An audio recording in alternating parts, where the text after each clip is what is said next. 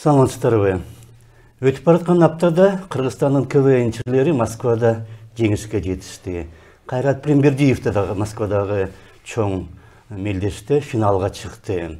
Бишкекке Ирандын президенти Рухани келип кетти. Чет өлкөлүк түзүлүштөрдүн кыргыз маалымат каражаттарындагы үлүшүн кыскартуу боюнча мыйзам талкуулана баштады. ДДКнын атынан президенттик жарышка Турсунбек Акун көрсөтүлдү. Бактыгүл Жээнбаева менен Кыргызстан мамлекеттик университетинин ректору адам колоо боюнча чуу бир топ чыкты. Биринчи күнү Конституциялык кеңешме деген уюм референдумдун жыйынтыктарын тааныбайбыз деген чечимге келди. Жана башкалар дагы ЦИКке дагы кайрылып, мунун жыйынтыктары мындай чыкса жарабайт деп чыгышты. Ушул маселе референдумдун айланасында сүйлөшсөк, анткени референдумдун жыйынтыктары чыгып, баары баягы бийликтин оюндагыдай болгон сыяктуу болуп жатат. Жана бул маселени талкуулоо үчүн биз студияга Ишенбай Кадырбековду чакырдык. Саламатсызбы? Сиз көп жыл Борбор шайлоо комдун мүчөсү болдуңуз. Шайлоо менен байланышкан мыйзамдардын авторлорунун бирисиз, жана шайлоо кодексинин. Ушул маселе жөнүндө талкууласак, эмне үчүн 30% болуп калган? Мурда 50дөн кем болбош керек деген норма бар эле. Эмне үчүн азыр 30% келип калса эле референдум жарактуу болуп эсептелип калат? Чын эле мурда референдум жөнүндө мыйзамда 50%тан кем эмес деген норма бар болчу. Бул туптуура норма, себеби мына президент шайланабы, конституцияга өзгөртүү кирилеби, бул элдин көпчүлүгүнүн 50%тан кем эмес адамдар катышыш керек. Бирок жанагы 2010 жылкы окуядан кийин кырдаал өтө курч болуп турганда, ошондо Ошто дагы чоң мындай жаңжал болуп турганда, эл келе алабы, келе албайбы деген ой болгондуктанбы же башка бир ой менен убактылуу өкмөт ушу өзүнүн декрети менен референдум өзгөртүү киргизип, жана 30%, жана 50% дегенден алып калганда, ошо менен бүгүнкү күнгө чейин ушундай жашап келатабыз. Ошол убактылуу өкмөт кетти. Декреттин баарын мыйзамга айландыруу керек эле. Мыйзамдар кабыл алынган ошо декреттерге байланыштуу. Эмне үчүн бул нерсе өзгөрбөй калган? Муну эми ким билет эмне үчүн өзгөрбөй калганын. Ал кезде өзүңөр билесиңер, баары конституцияга кабыл алып атканда 80%тан ашык адамдар келип 30 деп саналса дагы 80ден ашык келген. Ал кезде Кыргызстандын мына келечеги, Кыргызстан мамлекет болушу, болбой калышынын маселеси чечилип аткандан кийин кыргызстандыктар баары тең бир мындай чогуу келишип туруп, ушундай жана өзүнүн добушун берип кетти. Азыр эмне үчүн ушундай өзгөрбөй калганы мага белгисиз, бирок мунун бир коркунучтуулугу бар да. Негизи баш мыйзам туруктуу болуш керек. Эгерде мамлекет туруктуу болса, колдон келишинче мыйзам туруктуу болуш керек. Бекеринен ошо референдумда конституция кабыл болуп атканда өзгөчө 3 главага бийлик жөнүндө болгон жанагы разделдерге убакыт бергенде агачы өзгөрүлбеш керек дегенден кийин 20-жылдардан кийин өзгөрүш керек деген бекеринен айтылган эмес, үчүн туруктуулук керек. Мына ошондуктан бүгүн конституция өзгөртүлдү, жаңы мындайча өзгөртүү менен жаңы конституция иштей баштады. Бирок эч ким кепилдик бере албайт. 1 жылдан кийин, 2 жылдан кийин жаңы президент шайланып келсе, бул конституцияга да өзгөртөм деген дагы мындай сунуш болуп калышы мүмкүн. Дагы өзгөрүп калышы мүмкүн, мындай туруктуу болбой калышы мүмкүн да. Ошондуктан бул нерсени токтотуш үчүн колдон келишинче референдум жөнүндө мыйзамга өзгөртүү киргизиш керек да. Баягы илгеркидей эле дүйнө жүзүндөгү практикада 50ден кем эмес адамдар, шайлоочулар катышканда, ошондо легитимдүү болуп эсептелет деген өзгөртүү киргизиш керек. Көпчүлүк деген нерсе да. 50%. Анан дагы бир нерсе, мына биз байкадык, ушундай референдумдарда чет өлкөдө да болуп атат. Англияда болду, Италияда да болду. Вообще негизи референдум жөнүндө чет өлкөдөгү мыйзамдарда бир гана суроо берилет. макулсузбу же макул эмессиңер? Мына Англияда Европейских Союздан чыкканга макулсуңарбы же макул эмес деп түшүнүктүү элдер билишет эмне жөнүндө сөз болуп атканын. Жанагы мыйзамдын териштирүү жана ошонун элдин оюн мыйзамга келтириш бул уже парламент бар. Ошондуктан келечекте дагы ушу туруктуу болуш үчүн элдер билиш үчүн бир суроо койгондой болуш керек. Мисалы акыркы бизде болуп аткан референдумда көпчүлүк элдердин дагы келбей калган себеби дагы менин оюмча ушундай болуп калды. Түшүнө албай калды. Эмне өзгөртүлүп атат? Эмне башка мыйзамга жаңылыктар келип атат? Телевидениядан, прессадан чыгып атышты, адистерде чыгып атты. Мен адистердин кээ бир юридикалык доктор науктардын айткандарын угуп алып таң калып аттым. Же алар өзлөрү окуган эмеспи мыйзамды, же түшүнбөдү, жакшы болот деп эле айтып атышты. А бирок элдер түшүнө албай калды. Ошондой эле референдумга каршы чыккан топтогу түшүндүрө алган жок, эмне үчүн каршы болуш керек дегенден. Жок, жаман мындай узурпация болот дегенде сөздөр сүйлөп атышты. Ошондуктан эгерде шайлоочулар түшүнбөсө, алар келбей коюшу мүмкүн, же болбосо каршы чыгып коюшу мүмкүн. Ошон үчүн жанагы референдум жөнүндө мыйзамга өзгөртүү эки маселе боюнча киргизиш керек деп ойлойм. Бул жерде бийликке мындай суроолор берилген. 30дан ашык өзгөртүү киргизилип жатат. 30га жакын беренеге 60-тан ашык бир өзгөртүү кирип жатат деп. Бирок алардын жообу мындай болуп атпайбы? Ошо бир эле маселе коюп атабыз. Макулсуңарбы ошого, макул эмессиңерби дегендей. Ушунун баарын киргизгенге, баарын талдап отургандай элдин шайлоочулардын убактысы да жок, жөндөмү да балким жетишпейт. Тиги жакшыбы, бу жакшыбы, эмне өзгөрүп кетет андан мен өз жеке турмушумда же жанымдагы бир коомчулуктун ичинде деген сыяктуу. Бирок жанагыдай суроолорго жанагыдай жооп болуп атканда, ушул макулсуңбу, ушунун баарына же макул эмессиңби деген сыяктуу. Бирок жана 30% жөнүндөгүнү сиз туура айтып кеттиңиз. Азыртан балким отуруп ойлонуп атышат, жанагы талапкер болом дегендер президенттикке. Ушу мен келип калсам, бийликке ушуну өзгөртөм деген сыяктуу. Жана 10-жылы 20 жылга чейин тийбейли деп сүйлөшкөн нерсени аткарыш керек да. Аны бийлик өзү аткарбай жатса, алардын оппоненттери эч кандай аларга маселе жок да. Аны аткара тургандай кылып. Бул тил бийликтин айтканы болчу, биз жаңы бийликпиз деп. Өзү койгон талапты өзү ошол бийлик аткарбай жатса, анда маселе такыр оор болуп калат атпайбы? Оор, ошондуктан мына мен жана айтып кетпедимби?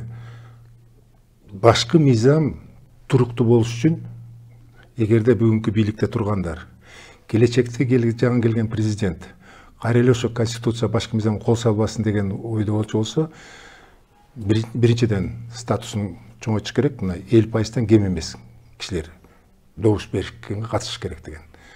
Анын экинчиси болсо, бир гана маселе коюш керек деген. Эгерде ушул маселени жаңы президент шайланганга чейин бүгүнкү бийликтегилер чече калчу болсо, жаңы келген президент өзгөртүүлөрдүн баары тең өз ою менен туура эмес болуп калды деп бүт бойдон жокко чыгарып коюшу мүмкүн. Бул негизи эми бул иш болду, референдум болду, токтотуш керек деген бир ой болуп атат да. Мындай элге түшүнүктүү нерсе болуш керек референдумдан. Референдумга келген адам эмне маселени чечип атканын билиш керек. Мисалы, мен деле референдум барып атканда үйдө дагы сөз болду, достор менен сөз болду, анан ал айтып атат. Бул бирөөнө мен макулмун, жанагы өзгөртүүлөрдүн. Кээ бир нерселер жакшы экен. Мынауга макул эмес, мен кандай добуш берем дегенде ой болуп атат. Эми өзүңөр чечесиңер, андан көрө барбай эле коеюн дегенде. Элге алып чыккандан кийин элдин оюн пикирин угал деген ал түшүнүш керек. Эмнеге добуш берип атат. Мына 30% шайлоочулардын 30% келсе жарактуу деп эсептелинет деген нерсе канчалык легитимдүү кылат кийинки ушул бийликтин биринчиден референдумдун өзүн, жана андан чыккан жыйынтыктар, экинчиден деги эле турмушту кийинки.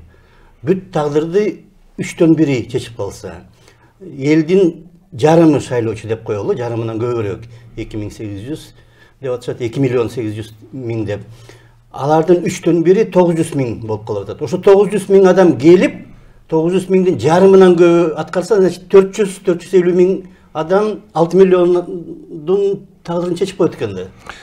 ошондой да эмне үчүн демократия деген ушундай да мыйзамда кандай жасалса, норма, квота жасалса, ошонун көпчүлүгү кандай чечсе, ошо кирип калат. Мына байкадыңарбы, азыркы катышкандардын 40% тегерегинде болду. 40%дын 78-79% макулдугун берди. 15%ын каршы берди. Мындайча айтканда, эгерде эсептеп көрсөк, 2/3 шайлоочулар катышпай калды дагы, бирок анын тагдырын чечип койду.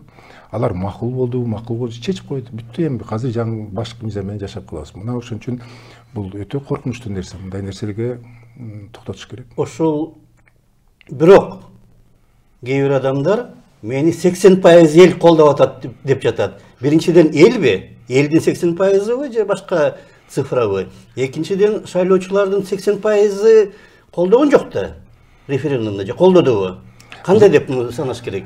Бул жерде мындай болду да, 40% катышса, демек 60% шайлоочуларды жокко чыгарып коюш. Эми ушу 40%дын келгени 78% колдосо, ошондо эсебин алып көрүш керек. Ошондо бир 34-35% эле колдогондой болуп калды да. Элдин жанагы шайлоочулардын санынан. Айымчы 80 деген кайдан чыгып атат? Жок, эми мындай 40% деп койду өтүп келген шайлоочулар. Мени 80% эл колдоп атат деген сөз эмне үчүн чыгып атат? Билбейм, аны каяктан чыгып атканын. Экинчи жагынан референдумда 180 миңге жакын адам каршы добуш берди, туурабы? Бул көппү, азбы 180 миң деген? Бул көп. Биринчиден, быйыл жакшы нерсе болду деп эсептеш керек да. Мурунку референдумда мындай шарт түзүлгөн эмес болчу. Каршы чыккандар катталып, борбордук шайлоо комиссиясы ошого жок референдум колдойлу дегендерде катталып туруп, эки тарапка тең мүмкүнчүлүк берилип, ар кимси элдерге чыгып агитация бергенге мүмкүнчүлүк берди. Мурда мындай мүмкүнчүлүк жок болчу. Мына ошо мүмкүнчүлүктү колдонуп, биринчиден тарых боюнча Кыргызстандын бир топ саясатчылар, жанагы НПОдогу адамдар элге чыгып өзү түшүндүргөндөй аракет кылышты дагы. Ошону 180 миңдеген шайлоочулар колдоп референдумга каршы чыкканы бул чоң добуш. Бул жөнөкөй эмес. Да, бул кабыл тең. Мурда өзүңөр эстеп көргүлө, дайым эле каршы деген жок. 100% макул катышкандар. Да. Бул деген эми 180 миң шайлоочулардын каршы бергенин дагы аң сезим менен каршы бергендерден мен деле аз деп эсептейм. Түшүнгөндөр аз болду деп бекеринен айткан жокмун да. Протестный да. Жөн эле каршы болду. Мен түшүнгөн жокмун, мен ушу деп каршы жөн эле протестный болуп калды. Негизи ушу референдумга түшүнүп адамдар, шайлоочулар билбей эмне жөнүндө, эмнеге өзгөртүү керек, турмушунда кандай бул өзгөртүү керексерин түшүнбөгөндүктөн кээ бирлер келбей коюшту, а келгендер анда болсо мен каршы чыгам деп каршы берип коюшту дагы. Бир жагынан агитация да болуп калды. Ал эми жана электрониканын электрондук түрдө добуштарды саноону, жанагы акылдуу урна деп атпайбызбы, АСУ, автоматически считывающий урна, орусча айтканда. Канчалык ушул нерсе жакшы? Мына Америка менен Россия ортосуна чоң жаңжал чыгып атат. Хакерлер кийлигишип, биздин шайлоого катышыптыр деп. А Кыргызстандын электрондук системасы канчалык кепилдүү ушу сакталып турат? Бирөө каалайм десе, мисалы үчүн, азыркы референдум балким анчалык кызык болгон эмес, а бирок президенттик шайлоодо бир топ мамлекеттердин кызыкчылыгы болушу мүмкүн. Тигил болсун президент, бул болсун деп. Алар ушу сырттан туруп хакерлер кийлигишип оңдоп койгонго же керектүү чечим чыгарып койгонго канчалык мүмкүн? Бул өтө орчундуу маселе суроо болуп атат. Биз дайым ушу аралаштырып атабыз да. Биометриялык адамдын шайлоочун аныктоо бул башка бир компьютерный система.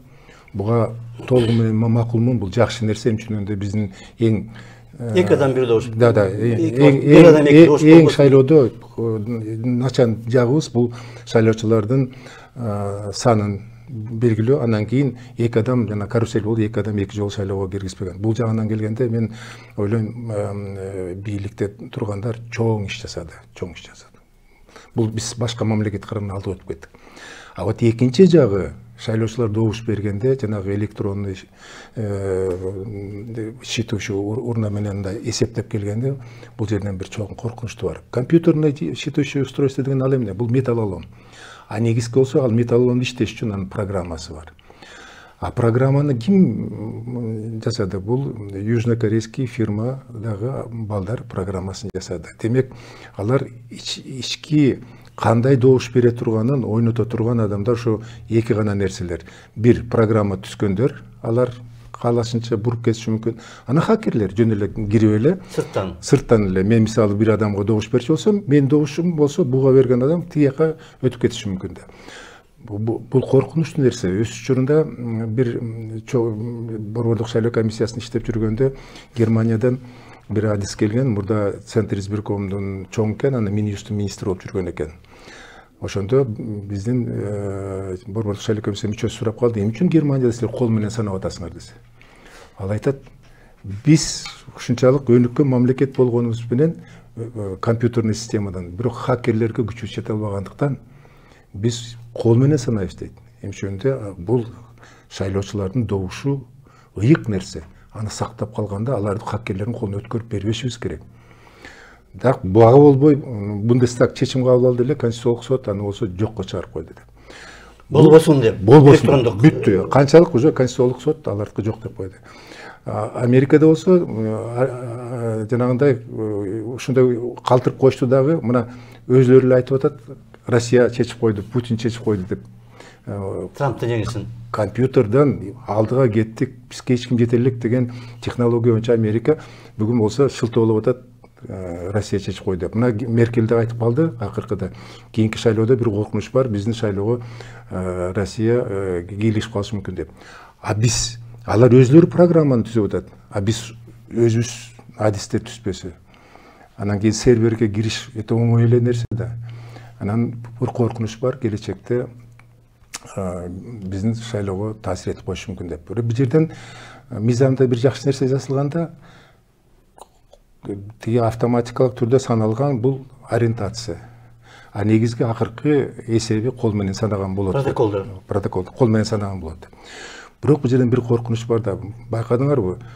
Дайым биз кайсы участкада автоматтык түрдө санаган менен кол менен санаганын кандай айырмасы бар экенин эч жерден көрбөй атабыз. Эмне үчүн жарыялаган жок? Талап белгисиз. Талап кылды. Талап кылды, бирок белгисиз болуп атат.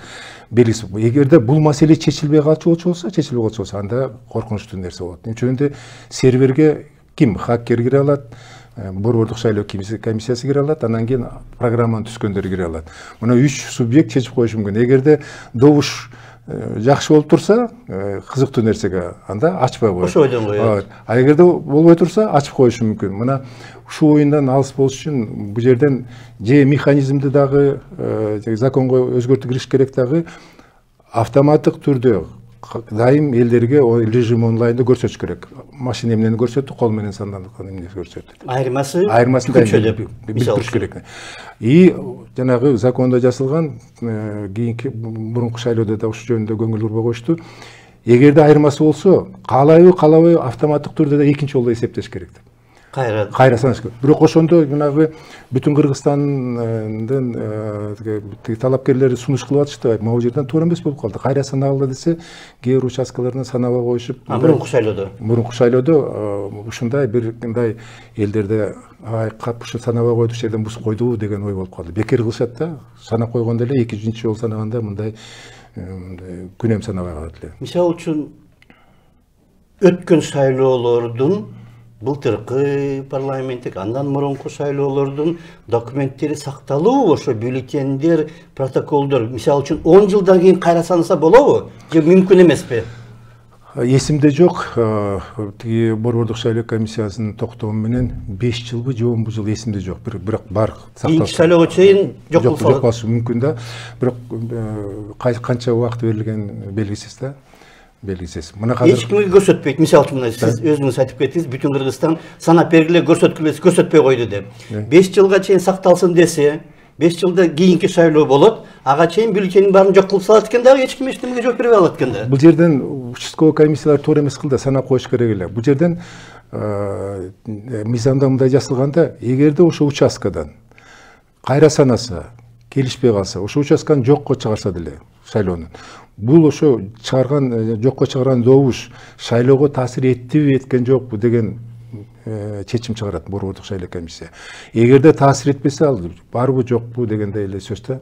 Мына азыркы акыркы референдумда борбордук шайлоо комиссиясы 18 участкадан күнөм санагандыктан жокко чыгарып коюшту. Бул жакшы чечим деп эсептейм. Мындай кайсы жерден мындай талаш тартыш болгон. Чалык болушу эмес мурда. Жок, ошондуктан мен борбордук шайлоо комиссиянын ишин мындай объективдүү түрдө карадым да, жокко чыгарып коюшту, талаш болбосун деп. Бирок ал таасир эттиби? Таасир эткен жок. Ошондуктан референдумду жокко чыгарыш мүмкүнчүлүк болбой калды. Эгерде 18 участкадан жана талаш тартыш болуп турса, жокко чыгарбай калтырып койчу болсо, анда вообще күнөм санаса болмок эле. Бул жагына келгенде макулдук кылды. Таасир эте турган жерден жокко чыгара алат беле ЦИК. Жанагындай эгерде автоматтык түрдө сана менен кол менен айырмасы болсо, ошону көрсөтпөй болсо, жанагындай оюн кылып кетиши мүмкүн. Мүмкүн деген жерде кызыкчылыгы бар уюмдар жасайт го, баары бир. Бул жерден да, конечно, кызыкчылыгы бар жасайт. Анан кийин кээ бир жерде мынабу участковый комиссиялардагы баягы шапкесин алдысы башын алгандай болуп калды да. Байкап атыкпы, 24 кийчеден көрсөтпөдү. Бир киши туруп алып эле бюллетендерди жөн эле санап атты. Эми түшүндүрүштү, ал баягы орунда иштебей калган учурда кол жазылган, анан кийин ошону кошконбуз деп. Бирок бул жерден башка да ой да кетти да. Мына көп адамдар келишти референдумга. Биометриядан өтүштү, 2 квиток алды, а референдумга добуш берейин десе, ал жерден тизмеде жок экен деп калды. Андай мүмкүн эмес да. Эмне үчүн ошондой? Эмне үчүн жок болушу мүмкүн. Автоматтык түрдө тиги биометрияга киргенден кийин ошонун автоматтык түрдө тиги тизмеге кирип калат. Ой пайда болуп калды да. Мага бюллетен берген жок, анан жанагы бюллетендерди чогултуп алып туруп, анан салынады, жанагындай салды деген дагы ой кетип калды да. Каттоодон өттү адам. Бюллетен тиги салынган жок. Мыйзамда жазылган бюллетен каттоодон канча киши өтсө, урундан чыккан бюллетен бирдей болуш керек деп. Анан кийин ал айтат, кандайча болуп калды, мен бюллетен алган жокмун, биометриядан өттүм. Бюллетендер каяка кетти? Эгерде келишпесе, ал участканы жокко чыгарыш керек да. Анда ошо бюллетендердин баарын чогултуп туруп, жанагындай салынды деген күнөм болуп калышы мүмкүн.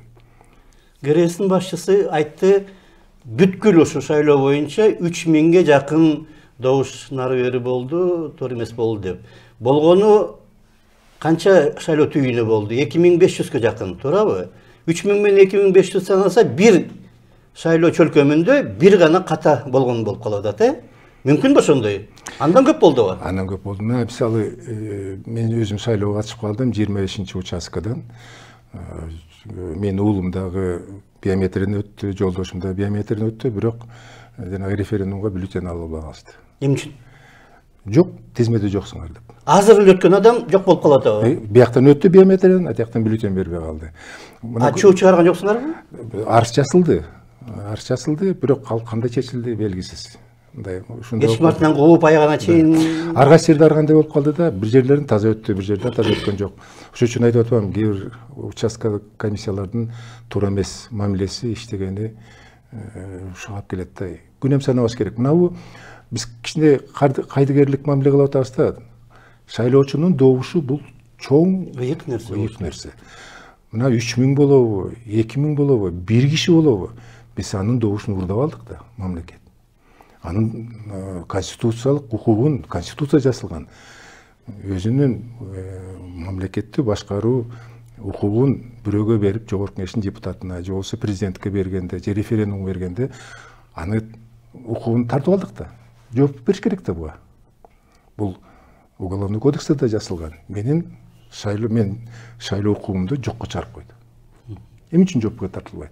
Бир адам болсо да, аяктан болсо 3000 деген адам оңой эмес да. Официально айтылган 3000 адам.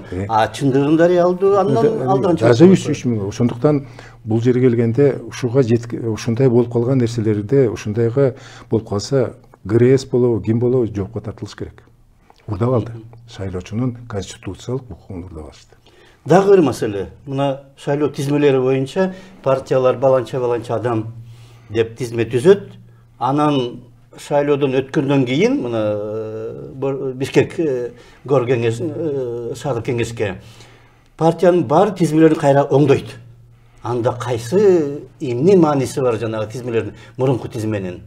Эмне үчүн оңдоп атат? Партиялык тизме болуп атат, а чындыгында мажоритарный болуп кетип атпайбы? Чындыгында официально жалаңаны партиялык болуш керек. Квоталар да сакталбай калып атат андан. Ал жөнүндө президент айтып атат, айткандан эмне пайда, ал баары оңдотулбай атса. Кандай деп ойлойсуз? Мына бул пропорциональный системанын жакшы жагы бар, жаман жагы да бар. Биз Кыргызстан эң жаман жагын тандап алдык. Бул мындайча айтканда тизме берилди дагы, жогорку кеңешке болобу, же болбосо Бишкекте алалы 45 депутат болот. Элдерге ошо тизмени көрсөтүп койдук. Эл болсо ким шайланып атканын билбейт. Партиялар бар. Жогорку кеңешке 120 талапкер, а эгерде жана 14 партиялар чыкканда 2,5 миң деген талапкер. Кимди айтор биз шайлоо философиясын жокко чыгарып койдук да, шайлоо деген эмне? Мен тандап алып, ошо адамга өзүмдүн укугумду өткөрүп берип атам. Туурабы? А жанагындай тизме берилгенде мен шайлабай жөн эле добуш берип калып атам. Бул эки айырма нерсе. Бирок добуш берүү менен шайлоо эки башка нерсе. Ошо да. Биз пропорциональный система өткөндө шайлоо философиясын жокко чыгардык.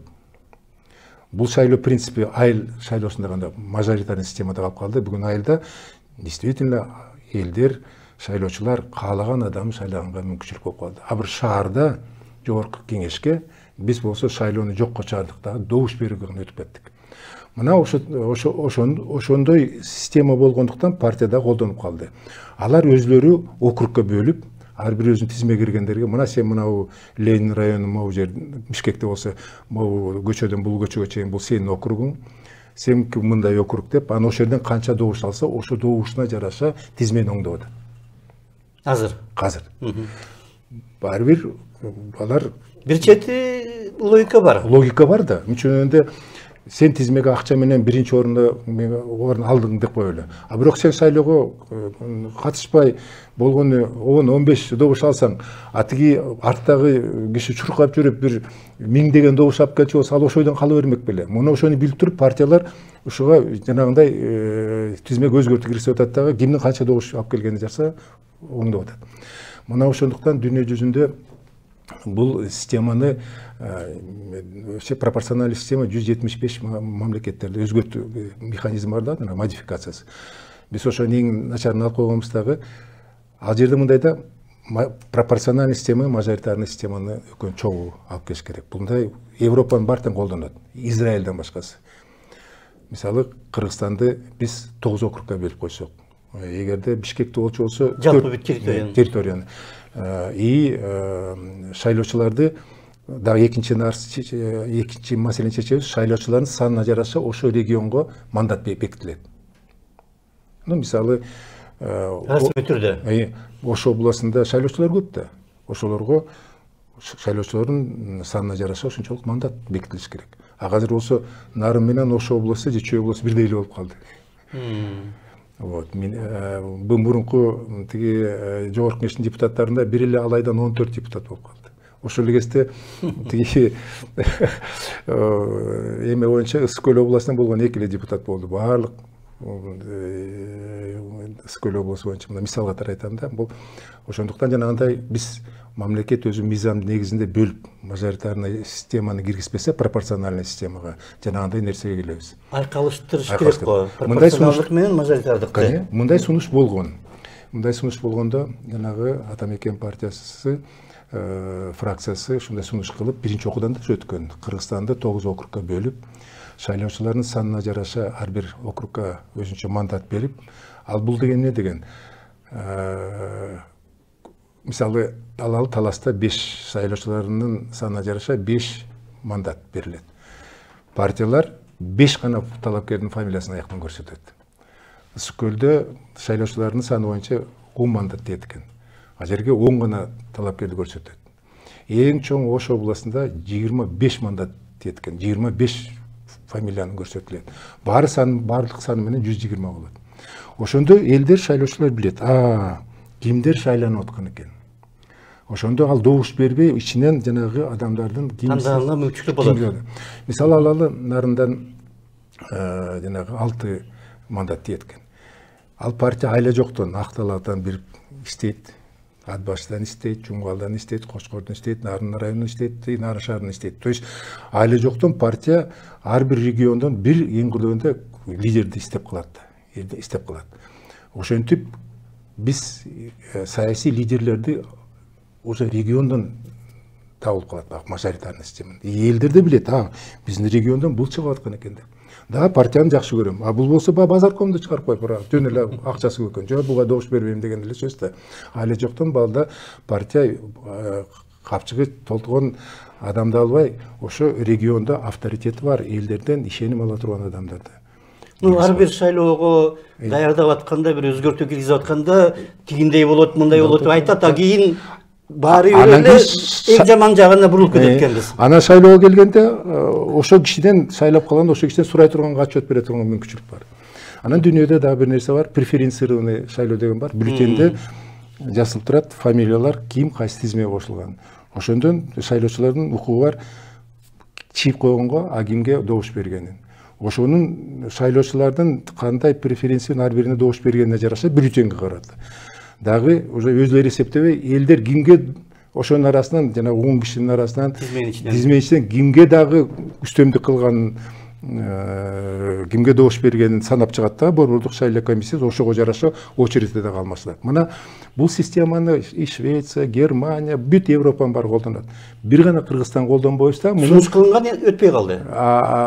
Колдонбойса, бул нерсени партиялар колдонуп атат, жанагыдай өзгөртүп атат тизмени. Вот. Эми үчүн өтпөй калды, билбейм. Биринчи окуудан өткөн болчу, экинчи окуудан эмнегедир өтпөй калганын мен түшүнгөн жокмун. Бирок буга келбесек, шайлоо философиясын алып келбесек, кайра ордуна шайлоо деген маселени алып келбесек, бизде мындай шаарларга, жогорку кеңештин депутаттарга жалаң бизнесмендер, акчасы бар адамдар өткөнгө, жогорку кеңеште профессионалдар эмес, мындай өзүнүн кызыкчылыгын чече турган, акчасы көп адамдар келгенге биз шарт түзүп койдук, да ошондой эле шарт калып калат. Анда биз Кыргызстандын келечеги аксап калышы мүмкүн. Бизде убакыт бүтүп калды. Рахмат, келип суроолорго жооп бергениңиз үчүн. Партиялардын ушу шайлоо мыйзамдардын үстүндө иштегенге дагы көп мүмкүнчүлүктөр бар. Мынандай айкалыштырган мезгилде деле жана квоталар дагы маселеси чыгат. Аялдарга канча добуш бериш керек, же улуттук азчылыктарга, жаштарга деген сыяктуу. Бирок иштей турган көп тармак бар. Эмне кылыш керек дегенде партиялар дагы талкуулаш керек го. Саламат калыңыздар.